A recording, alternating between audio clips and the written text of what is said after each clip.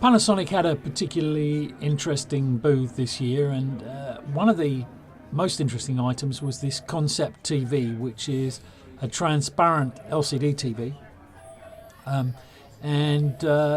It was shown in a furniture fitting and was getting a lot of attention, especially, I should say, from female viewers who were very impressed with the idea of TV as furniture.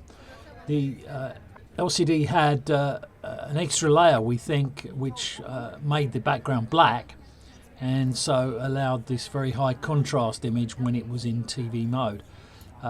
Panasonic had done a really good job of integrating the design with the design of the furniture, and that made it almost invisible when it was basically powered off. But it was shown in TV mode, in transparent TV mode, and in just a plain transparent mode when you really didn't want it to be there. Panasonic told us that it was planning for higher transparency in the future, and that would mean probably a switch to OLED, we suspect, although they didn't confirm that. Also on the booth was this projection mapping application, which was detecting the hands and face of the Panasonic staff member who was gesticulating for us, and was pretty well keeping track with his pretty wild movements. It was quite impressive. There were several projection mapping displays at the show from Panasonic. This one showed 4 big projectors mapped onto a large globe, and there was quite an impressive result. You could see how it could be used in an event, or maybe in a retail application.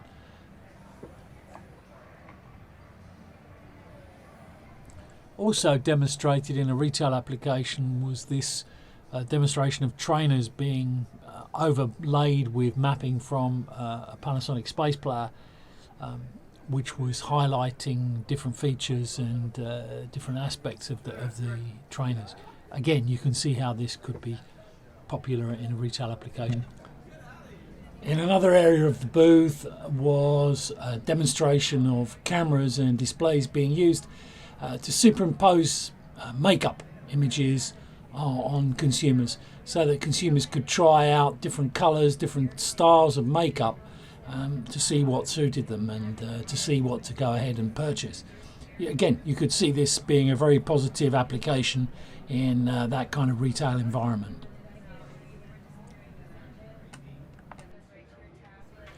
We spotted a new technology that doesn't seem to have been picked up by many other people at the show, and that was a kind of rear projection screen that Panasonic was showing that was switchable from transparent to opaque. It had quite a high brightness rear projection system behind it, and the switch from transparent to opaque was very clever. It was kind of like a cholesteric LCD, one of the engineers told us, but no details were being released at the event, but an interesting application. Finally, we couldn't resist having a look at the very excellent Panasonic OLED TVs. They really do look great. When we spoke to LG Display last year, they said that Panasonic coming on board to use the LG Display OLED panels was really helpful, as Panasonic has so much experience in developing driving schemes that it developed when it was making plasma TVs.